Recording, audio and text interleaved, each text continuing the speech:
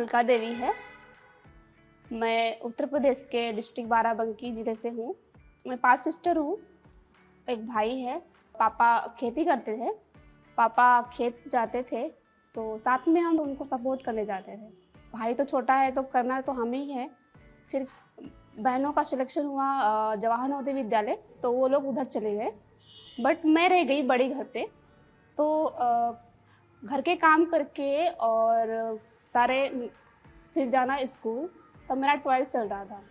तब नहीं पता था कुछ भी, ना मोबाइल इतना जानती थी। 2009 की बात है। फिर धीरे धीरे मैं नागलोक से टच हुई, एक मेरी फ्रेंड ने बताया। तो मेरे पापा ने सीधा मना कर दिया, नहीं जाना है, क्योंकि गांव के ताने और रिलेशन के ताने कि बेटियां तुम्हारी पढ़ती है, इतना क्यों पढ़ा रहे हो, एक दिन भाग जाएंगी तो क्या मुंह दिखाओगे। तो मम्मी ने पेशेंस रखा कि नहीं, हम पढ़ाएंगे और जितना हो सकता है हम करेंगे। तो मेरी फैमिली ने मम्मी ने खासकर वो सपोर्ट किया। अगर शॉर्ट में बताऊं कि काम करो घर के सारे, सब कुछ देखो और टाइम मिले तो स्कूल जाओ, तो स्कूल से आओ फिर काम करो, यही चल रहा था। फिर होते होते मेरा ग्रेजुएशन हो गया। ग्रेजुएशन के बाद मुझे कुछ नहीं समझ में आ रहा था मुझे करना क्या है लाइफ में, लेकिन करना है कुछ, बट क्या करना है कोई आइडिया नहीं था। तो ग्रेजुएशन किया, मास्टर कर लो, हो गया। फिर घर बैठे थे, कुछ नहीं हो रहा है तो बीएड कर लो, क्योंकि जॉब तो निकल नहीं रही है गवर्नमेंट की, और इतना पैसा नहीं है हमारे पास कि हम कोचिंग कर लें। लोग लाखों रुपए लगते कोचिंग में। तो फिर मैंने कहा ठीक है बीएड कर लेते हैं, क्योंकि बीएड कर लो फिर टीचर की जॉब तो मिल ही जाएगी एटलीस्ट, नहीं मिलेगी तो प्राइवेट में पढ़ा सकते हो, ऐसा है। तो फिर बीएड किया। बीएड के बाद भी मैं टीईटी पास करना है, सीटीईटी पास करना है, बट कहाँ से करूँ, सोर्स क्या है, कैसे तैयारी करूँ। बीएड तो हो गया, अच्छे परसेंटेज भी आए, सब कुछ हुआ, बट अभी क्या करना है, बीएड करके बैठे हैं। फिर वही काम चालू, घर के काम।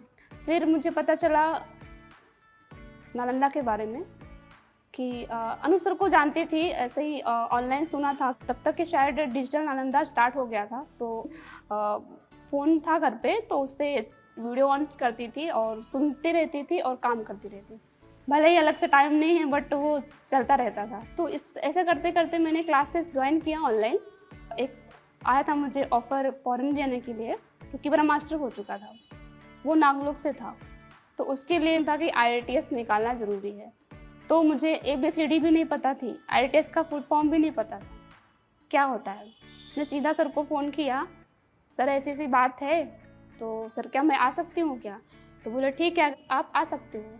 तो फिर मैंने पापा से बोला कि मेरा सिलेक्शन हो गया है, तो मुझे जाना है पढ़ने के लिए। मैं अभी इतनी पढ़ाई कर चुकी हूँ, मास्टर हो गया है, बीएड हो गया है, कुछ नहीं हो रहा है, गवर्नमेंट भी नहीं कर रही, तो चली जाती हूँ। फॉरेन का है सिलेक्शन हुआ, उनको बताया था कि सिलेक्शन हो गया, ताकि वो मुझे जाने दे। तो घर वालों ने मुझे भेजा, थोड़े पैसे दे के भेज दिया। यहाँ आए तो सर ने बोला आप मानी नहीं अलका जी, आप आ ही गई। तो वो बात मुझे, वो जो एक पल था, तो मेरे आंखों में एकदम आंसू आ गए कि ठीक है, सर ने तो बोला कि आप आ गई, बट उसके पीछे कैसे आई हूँ वो नहीं पता, क्योंकि किसी को नहीं बता सकते कि कैसे फाइट किया है आने के लिए यहाँ तक। तो फिर यहाँ पे स्टार्ट कर दिया पढ़ाई। लोगों सर ने बताया कि IELTS क्या होता है। सर से जितना हो सका सर ने उतना मुझे सपोर्ट किया। फिर IELTS फाइनली स्कोर दिया, तो फिर स्कोर तो आया, बट स्कॉलरशिप की वजह से ड्रॉप हुआ मेरा। बट मुझे था कि नहीं, मुझे पढ़ना है, मैथ क्लास चल रहा है बट करना है, इंग्लिश चल रहा है करना है। क्यों? क्योंकि मुझे लगता है मैंने नहीं पढ़ा कभी, हमारे स्कूल में वो नहीं पढ़ाया गया। तो अभी मुझे मौका मिल रहा है तो क्यों नहीं करूँ। क्लासेस चल रही थी, फाउंडेशन क्लासेस बहुत अच्छी थी, क्योंकि उससे मेरा बेसिक थोड़ा मजबूत हुआ, थोड़ा नहीं बहुत ही, क्योंकि एकदम ज़ीरो था बेसिक, क्योंकि हमारा बैकग्राउंड ही वैसा होता है। तो फाउंडेशन कोर्स ने मुझे बहुत हेल्प की। फिर मैंने सारे फॉर्म अप्लाई किए। सर ने बोला कि ठीक है, आपने फॉरेन के लिए सोचा था, आप करो, उसको छोड़ना मत, बट क्लासेस सारी करते जाओ और जितने भी फॉर्म निकल रहे हैं आप अप्लाई करो। घर से प्रेशर आ रहा था, अभी तो क्या चल रहा है तुम्हारा, इसको बोलूँ मैं, और सीधा क्लास करो, रूम जाओ, खाना खाओ, फिर आके क्लास करो, लाइन में पढ़ाई करो, मेरा बस यही कंटिन्यू था। फॉर्म अप्लाई किया सारे, टीस में अप्लाई किया, आईआईटी में अप्लाई किया, तो अभी टीस भी हुआ, आईआईटी भी हुआ, तो फाइनली अभी एडमिशन मेरा हुआ आईआईटी में। फाइनली मैं निकल आई हूँ वहाँ से कैसे भी करके फाइट करके। तो ये जो अपॉर्चुनिटी है जो सर ने हमारे लिए बना के रखी है, हम कम्युनिटी के जो बच्चे हैं, तो वो मैं फ़ायदा उठाऊंगी। हमको मौका दो, हम बहुत कुछ कर सकते हैं। और बस छोटी सी अगर आप एक कदम बढ़ाओगे ना उनके साथ, आप वो 2 कदम बढ़ाएंगे। नालंदा ने मुझे वो दिया है जो मैं कभी कहीं भी नहीं मिल सकता मुझे। और मैंने एकदम फैमिली जो होती है ना, फैमिली को महसूस किया यहाँ पे। जब भी डिप्रेशन में हो, नालंदा आओ, लोग पढ़ रहे हैं, बच्चे पढ़ रहे हैं, भी उनको देखती थी कि यार ये लोग इतना स्ट्रगल कर रहे हैं, अपने बारे में बताते थे, सुनते थे कि तो मैं क्यों नहीं कर सकती, मेरा तो इतना भी ज़्यादा बुरा नहीं हालत, तो मैं क्यों नहीं कर सकती। तो हर बार नालंदा के स्टूडेंट्स को देख के मुझे हमेशा मोटिवेशन आया।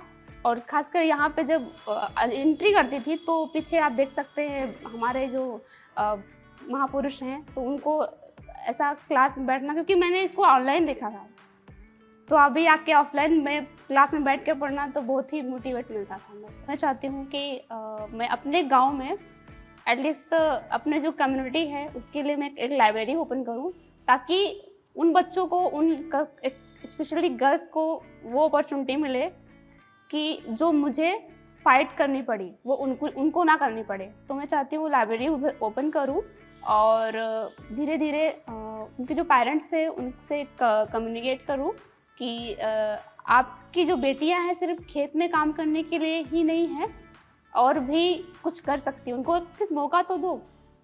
मुझे मिला है, मैंने कितना फाइट किया है घर से, लोगों से, तो मैं चाहती हूँ कि ठीक है, यहाँ तक आई, लोग थे सपोर्ट के लिए तो मैं कर पाई, इनके लिए कौन करेगा, तो मैं वो देना चाहती हूँ स्पेशली गर्ल्स को।